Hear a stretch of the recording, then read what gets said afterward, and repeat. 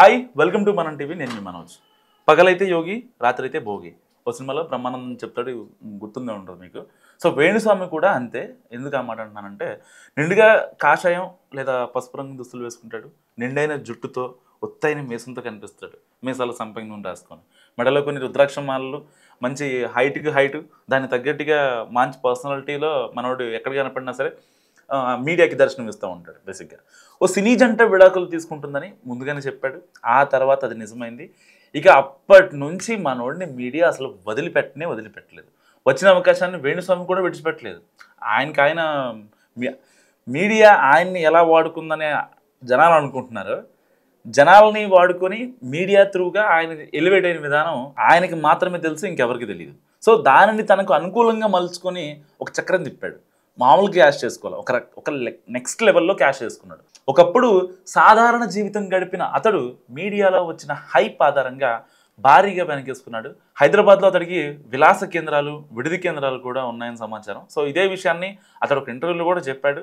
అయితే క్లబ్బులు పబ్బులతో అమ్మవారి పూజలు ఎలా చేస్తారని అడిగితే అది వృత్తి, ఇది ప్రవృత్తి అని సమాధానం చెప్పాడు వేణుస్వామి. సో వేణుస్వామి గత కొంతకాలంగా ఇబ్బందికరమైన వాతావరణం ఎదుర్కొంటున్నాడు. ఇంటర్వ్యూలలో ఆయన చేసిన వివాదాస్పద వ్యాఖ్యలు ఇప్పటికే సంచలనం క్రియేట్ అయ్యాయి. సో ఏం మాట్లాడాలా వద్దా అని కొంచెం ఆలోచిస్తున్నాడు.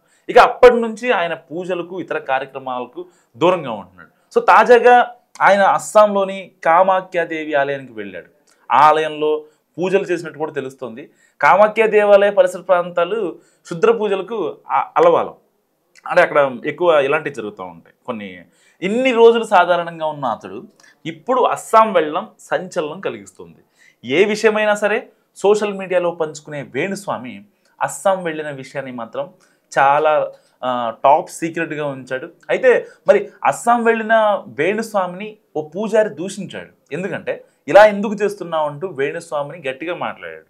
కానీ వేణుస్వామి మాత్రం పూజారి అడిగిన ప్రశ్నకు మాత్రం ఇప్పటికీ సమాధానం చెప్పలేదు. సో ఇంతకీ వేణుస్వామి అస్సాంలో ఏం చేశాడు, అక్కడికి ఎందుకు వెళ్ళాడు అనే ప్రశ్నలు చాలా మందిలో డౌట్లు వస్తున్నాయి. సో మరి అస్సాంలో కామాఖ్య దేవాలయం దగ్గర ఓన్లీ క్షుద్ర పూజలు చేస్తారు కాబట్టి మరి అక్కడ క్షుద్ర పూజలు చేశాడా, లేదంటే ఆయన కనీసం ఆయన వాట్సాప్ స్టేటస్ కావచ్చు, ఇన్స్టాగ్రామ్లో స్టోరీస్ కావచ్చు, లేదంటే ఒక పోస్ట్ కావచ్చు, ఏదైనా ఎక్కడికి వెళ్ళినా సరే నేను పలానా చోటుకు వెళ్ళాను, పలానా అబ్రాడ్ వెళ్ళాను, చిన్న ట్రిప్ మీద మా ఆవిడికి పనుండి బయటికి వెళ్ళాం, చిన్న ఒక కల్చరల్ ఈవెంట్ ఉంటే అని ప్రతీదీ చెప్పుకునే వేణుస్వామి నిధి అగర్వాల్ నా దగ్గరికి వచ్చే పూజ చేయించుకుంది. సో హరిహర వీరమల్లు హీరోయిన్ చెప్పి స్టేటస్లు ప్రతీదీ మోత మోగించే వేణుస్వామి ఎందుకు మరి కామాఖ్య దేవాలయానికి వెళ్ళి సైలెంట్గా ఉన్నాడు, అక్కడ ఏం చేశాడు, దానికి సంబంధించి ఇంకొద్ది రోజుల్లో బ్లాస్టింగ్ ఏమన్నా ఉందా? ఎందుకంటే రీసెంట్గా భూటాన్లోనో బంగ్లాదేశ్లోనో అక్కడ వరదలు వస్తే ఆ వరదలు కూడా నేను ముందే ఎక్స్పెక్ట్ చేశానని ఆయన ఒక వీడియో చేసి మరీ చెప్పాడు.